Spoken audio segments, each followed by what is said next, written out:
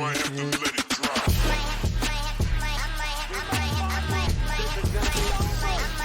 Let it drop. What's going on, Lions fans? Steve and Will and Steve. Thursday night football about to be going down, but we're here talking some Detroit Lions football because we don't have a game. We don't have a game this week. We get to sit back, enjoy, get rested up. But before we get to tonight's show, 3 new members. Got to give a shout out to Aaron Crandall. Nothing Man, been a member for 5 months, upgraded his membership to the Super Den, and Mike Dwyer also joining our Super Den. We're closing in on that number. We still got a long way to go before we do that massive giveaway. Bobbleheads, 2 bobbleheads, jerseys, signed footballs, a signed helmet. Hit that join button. Not required. Greatly appreciated. Will, what's on your mind tonight?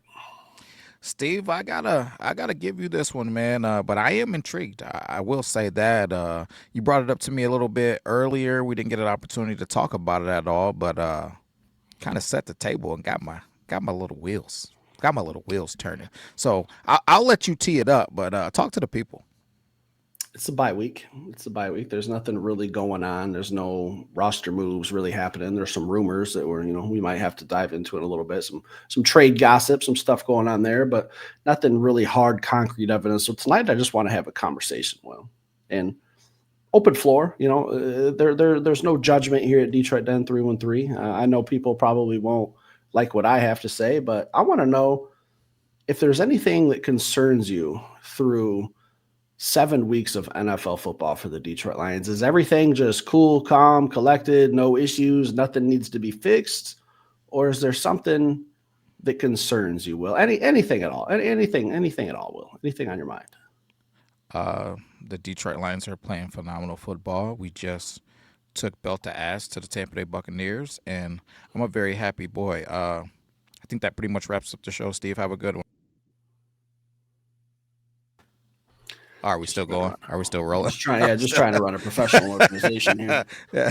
There's some things, Steve. There's some things. Just to kind of tee some things up, Steve. I will say, I don't want to make it like it's the hugest concerns in the world. We are being successful, but even Coach Campbell said, because I know a lot of times people hammer me because I'm a preparer, man. I want to be prepared. I want to have answers. I want to have answers before I have problems.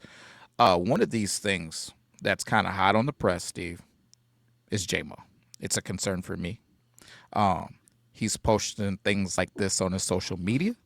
That was immediately after the Monday Night Football game, too. Immediately after.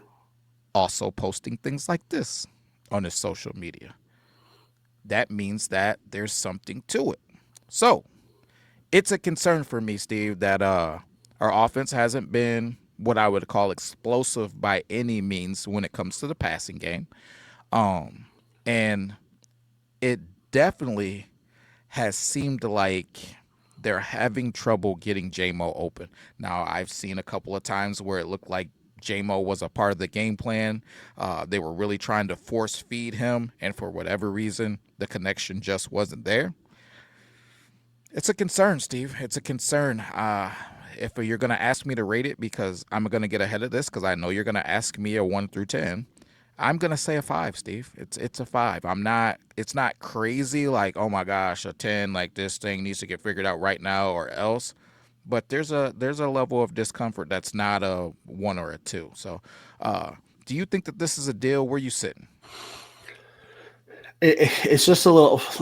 I told you the story the other night of who we were sitting next to, and I don't know the person, but from absolute start to finish on the Monday Night Football game, there was someone very, very close to where I was sitting, voicing his displeasure in calling for Jameson Williams to get hit with some deep balls, literally from the very first play of the game to the very last play of the game. And when I say yelling, I mean cursing the Lions. Yeah, we'll get to that. I mean cursing the Lions. And I quote, don't know this person's name, but F this team. This is why they don't win shit is something that I heard. And I just looked at my buddy like, are we not winning this game right here presently? Did we not beat this exact team 2 years ago to go to the NFC Championship game? I understand it didn't result in a Super Bowl, but to say something like that, and halfway through, I kind of realized like, okay, this dude obviously has money on the Detroit Lions, which is perfectly fine. He probably has a prop bet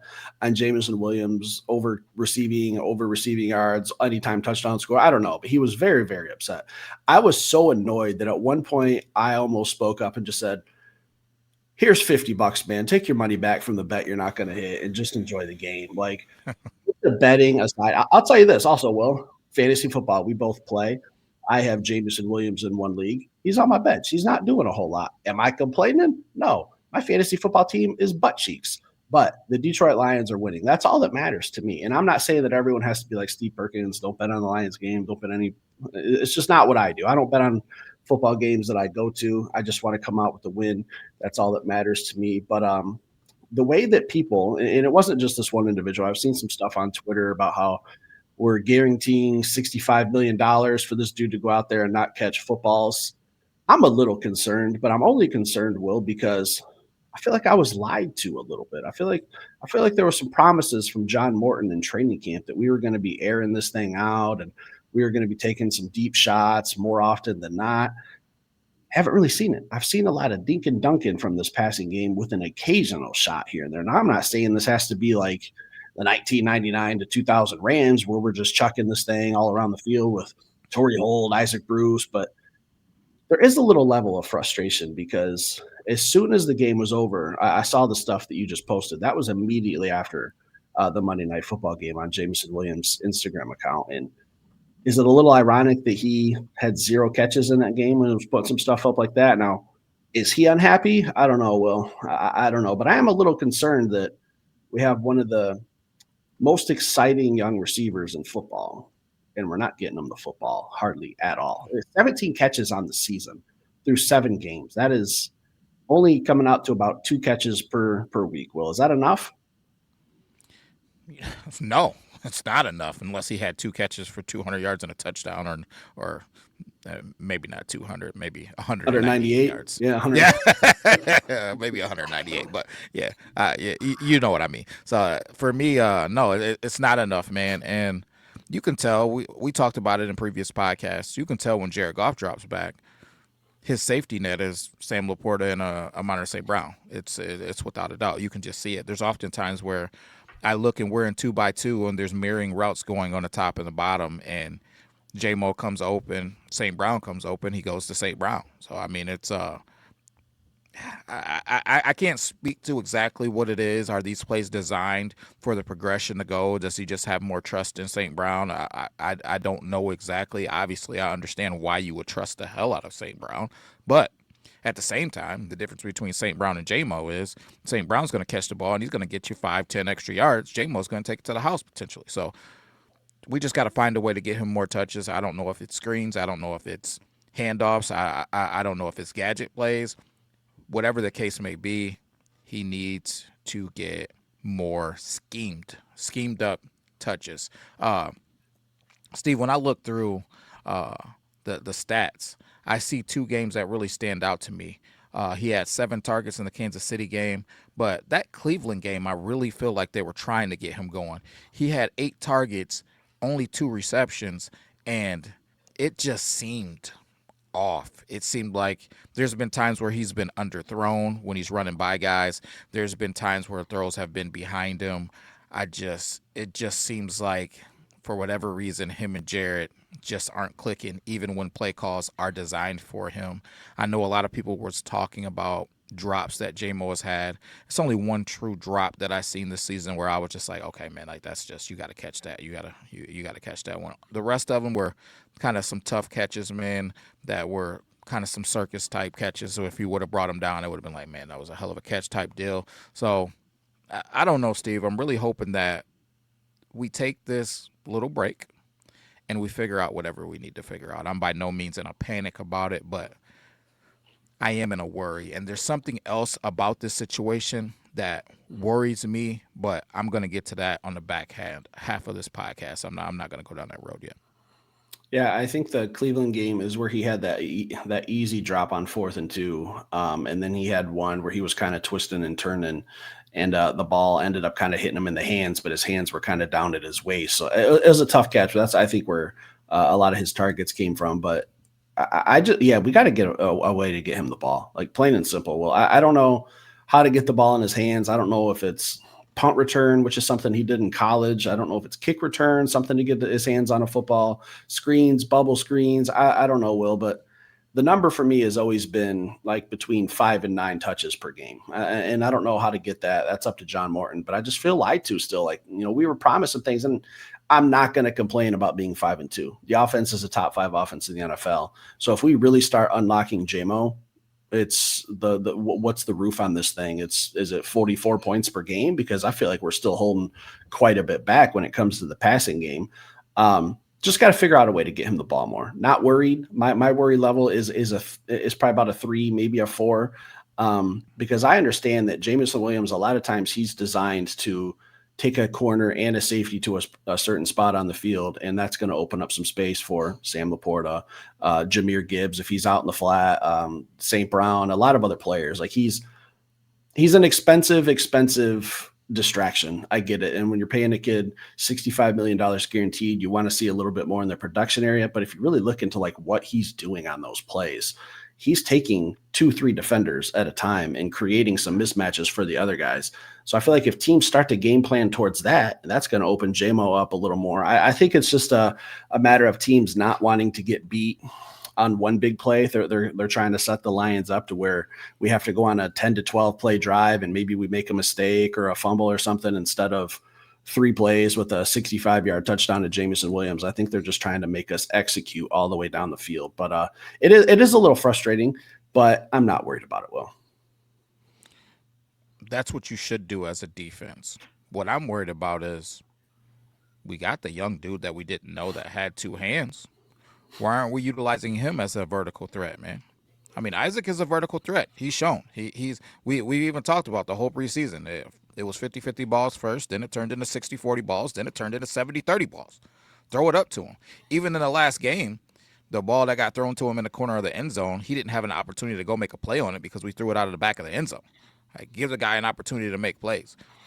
I agree with you when I look at the film. I see a safety hovering over the top of JMO every single play.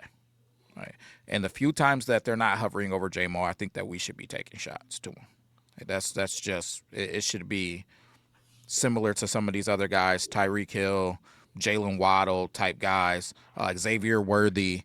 Listen, if you're not capping this thing off, you let him fly and you throw it up, then let's see what happens. But the biggest thing that I need to see from the Detroit Lions is another vertical threat, because if you're going to keep a safety over the top of JMO, if we can get another vertical threat down the field, it's going to keep these guys a little bit more honest. I know with the Miami Dolphins, I feel like the reason why that offense was successful in the beginning, before I know it's kind of took a dumpster dive lately, but in the beginning, why it was so successful, it was because they had 2 vertical threats that were absolutely blazers in Waddle and Tyreek Hill, right? And you can't keep 2 high safeties that they would run the football on you. So I think we could have a little bit of that if we could get Tesla going. Otherwise, we're just going to be looking at every single week a safety always over the top of JMO, and then they're going to really be willing to give up the dink and duck stuff. Hey, if St. Brown's going to kill us with 1,000,000 paper cuts, we're going to live with that. St. Brown, or not St. Brown, Sam Laporta, same thing. If he's going to kill us with 1,000,000,000 paper cuts, so be it. We'll live with that. You want to run the ball down our throat? Hey, we'll live with that. We'll punch and rip at the football, and we'll try to hold you guys to field goals and try to win that way. It's way better than giving up a freaking bomb to JMO. I get all of that, but the way that you, to me, in my opinion, and there's other ways, but the way that you open that up is you got to have another vertical threat besides JMO for that safety to honor. Right now, we're not there. No teams are coming in worried about anybody else going vertical besides JMO. It's just the reality of the situation. That's one of the things that's holding JMO up. So I don't know. It boils down to, this isn't a JMO concern. This isn't a Dan Campbell concern. This is obviously isn't a Coach Shep concern. This is a Coach Morton concern. We got to figure this thing out, because this thing is going to change by the end of the season. People are going to be having game plans for us as this thing goes and we go into this playoff run. If you're going to tell me that we don't have any vertical threat down the field, people are going to be willing to pin their ears back a little bit more. We're going to see more stunt games. We're going to see more blitzes. Things are going to get a little bit tougher for Jared Goff. It's going to be a little bit tougher to run the football. I don't like it, Steve. We got to figure this thing out, and as the weeks progress, my panic level is going to go up. Right now, like I said, it's a 5, but I I could see it really dwindling down as we come out of this thing, and then we see J-Mo go absolutely nuts, or week by week it could just inch higher and higher.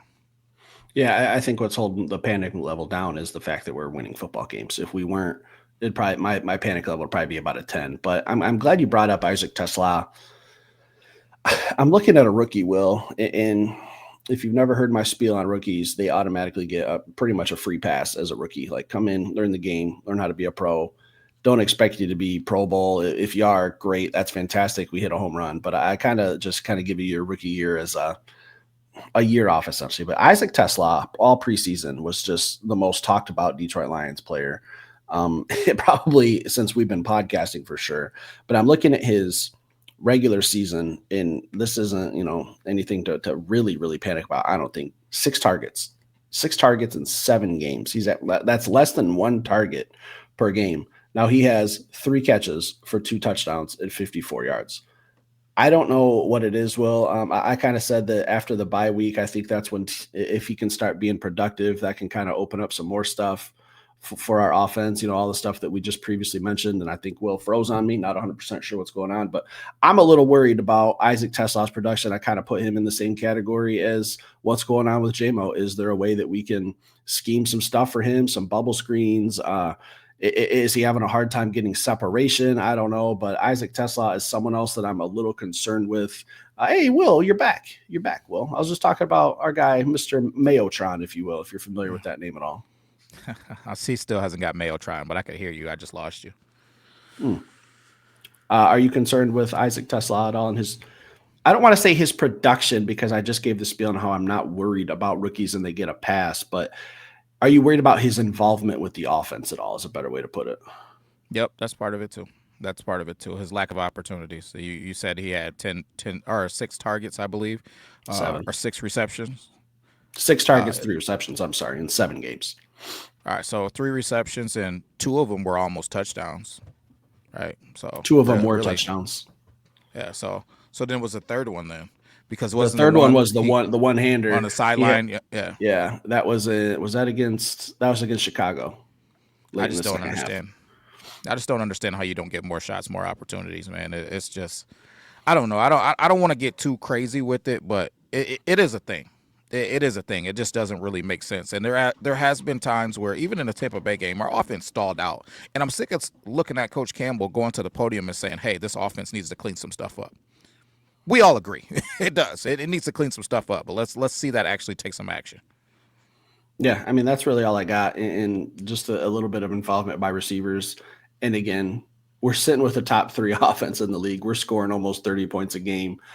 If the roles were reversed and we were scoring a lot of points but not winning football games, it'd probably be another conversation. But we're 5-2. We're in the driver's seat. We got a lot of football left. We got a lot of guys with some phenomenal potential who, if they start producing or getting involved in any type of way more than what they are, our offense could be easily putting up 38, 42 points a game for a 17-game season. Those are some crazy Madden type numbers. I don't even think we've hit the top of the iceberg with how scary this offense could be. We're really just St. Brown heavy right now. We're St. Brown heavy, and we're Jahmyr Gibbs heavy, trying to just hit those home runs in the run game. And we've seen it a little bit.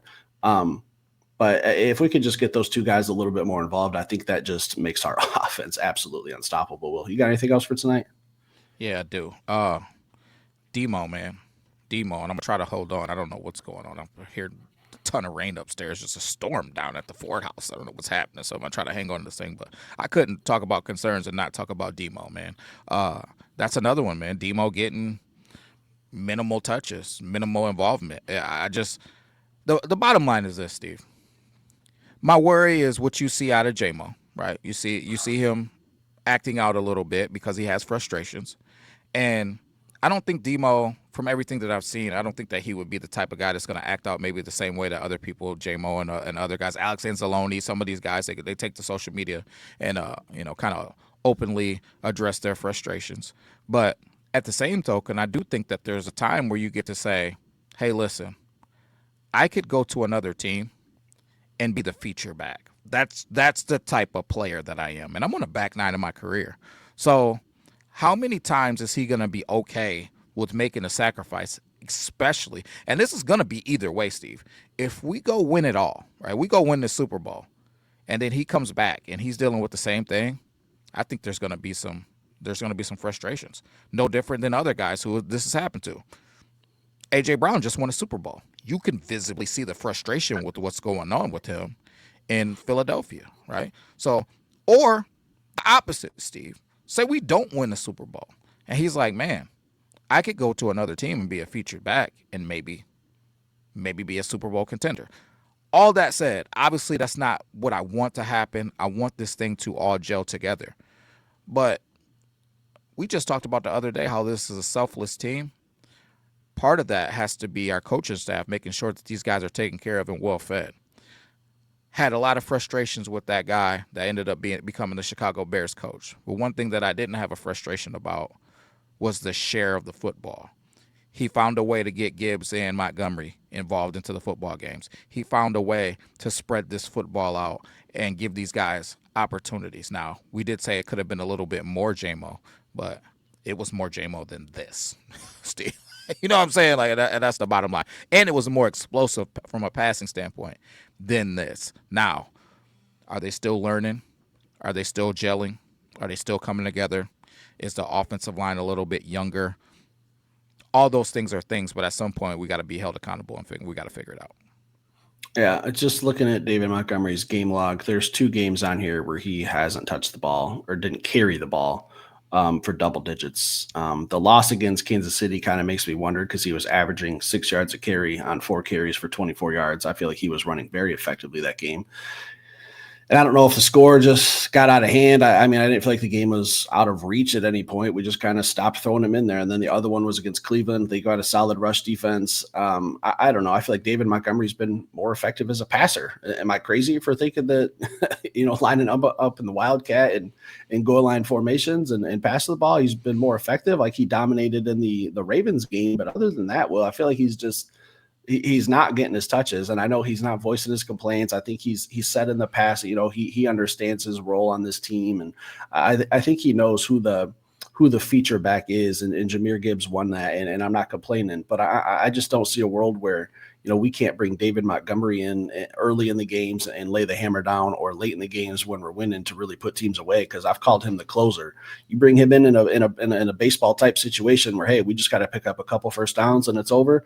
I feel like that's where I should really see David Montgomery thriving. And I've seen it before, mostly in the past. I haven't seen it too much this year, but I don't know, Will. I'm with you. I love Sonic and Knuckles. I do think we have the best running back tandem, but I think that tandem is getting feast heavy on Jahmyr Gibbs, and that's great because he's the younger, more explosive player, but you still got that wrecking ball back there who can just come in and bulldoze some people and wear some defenses out, and I don't think he's getting his touches either. So I'm with you. I don't know what John Morton needs to do, but it's easy to talk about this while we're 5-2. If we were on the other shoe, I think we'd be a little bit more frustrated and probably be using some potty words like Will was using the other day.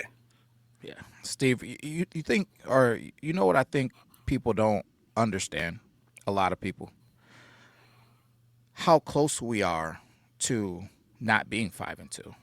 And what I mean by that, and I'll just talk about the recent game, the Tampa Bay game. We let Baker hang around that football game for a long time. If Baker gets hot, that turns into a football game. That could turn into a loss. And that turns into a different conversation. Right? I think we're having some stronger conversations about Coach Morton and this offense. I think we're going to have some stronger conversations about J-Mo and D-Mo not getting the ball and the way that they go about these offensive plans. So to me, we're the people that sometimes we get persecuted for it, but we're the people who ask the questions that people will use the terms of, oh, man, nobody would be saying that if we were winning. No, we are winning, but we still have questions about how we could be better. We're just trying to continue to get better. We're trying to continue to brainstorm what we need to do to make sure that we're achieving the ultimate goal, because having the best offense for the regular season is not what matters to the Detroit Lions from what everybody is saying. It's a united front of everybody saying that they're trying to win the big one. You don't win the big one by being predictable, by doing the same thing every single week, by not changing, by not evolving, by not adapting. I'm seeing the same thing every single week. I go into a Sunday, Monday, Thursday, whatever, planning on watching the Monroe St. Brown get 8 to 12 touches. I'm planning on seeing a whole lot of Gibbs. And if we get ahead and we need to close the game out, then I'll finally see Demo. And then he's going to average more yards than Gibbs did. And he's going to look explosive in his little moments. I'm going to wonder why he don't get the ball. I'm going to forget that J-Mo's on the team. Like it's like that's what it's been every single week. It hasn't been any surprises. Like, so I need to see something different, man. I need to see things that make sense coming out of this thing, or I'm worried that this thing could flip 180 degrees real quick. I like that you use the word predictable because I 100% agree. Like, you know what you're going to get. Like you said, you're going to get a heavy dose of St. Brown. You're going to get a heavy dose of Gibbs, a little Sam Laporta sprinkled in here and there, a little Khalif Raymond sprinkled in here and there. David Montgomery is going to get his 8 to 10 touches. And I don't know how teams don't adjust and say, you know what, maybe I'm going to go double team St. Brown and I'm going to make Jameson Williams beat me on deep balls. And I want to see if Jared Goff can hit these deep balls consistently, because that's always been a knock on Jared Goff is, can he play outside? Can he hit wide receivers past 50 yards? I don't know why more teams aren't saying, hey, let's at least check this out in the first half and try to hold the Detroit Lions to 10 to 13 points at halftime and still be in striking distance and then maybe switch it up. But it's just like teams are just letting us do it. So it's predictable, but it's still working. So I don't know. I think I haven't really seen anyone shut down St. Brown, but I also haven't seen any teams really bracket coverage him. I don't know if he doesn't get the respect. Like, he's still the best receiver, a top 5 receiver in the game. So I don't understand Will, but I'm not going to complain. If teams want to keep doing that way, hey, we'll just keep taking it down the field, because I've seen it a couple times in Baltimore where we had to go 90 plus and keep doing what you're doing. We'll keep leaving with wins. So I don't know. I'm pretty satisfied. And I hopefully I didn't give anyone a game plan on how to beat the Detroit Lions. But if I was a defensive coordinator, I'd at least be looking at that, especially if I was a divisional team and I have a chance to do a game plan against you this way and see how it works. And then 5-6 weeks later, I get to try it a different way. And then I can kind of calculate going forward which one worked better.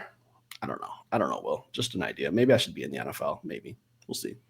Phone's on. We'll see if that I was about to say, we'll see if that phone rings. It's not going to ring. I can almost guarantee you it's going to ring. Anything else for tonight? No, man, that's it, man. Just leave it in the comments. Let us know how you're feeling, as I'm sure you will. So the people that really are going to freak out, I know you probably won't even make it to this point, but hey, listen, this is just us giving our thoughts.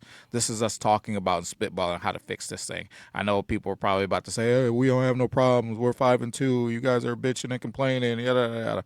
Whatever, man. Just trying to get ahead of this thing. Just trying to talk real football, like football savants do. Yeah, hey, I'd rather be 5-2 than 2-5 for sure. But there's always some things to clean up, or Dan Campbell wouldn't be saying it every week. Stick around, hit that like button. We'll be back later with another show. Peace.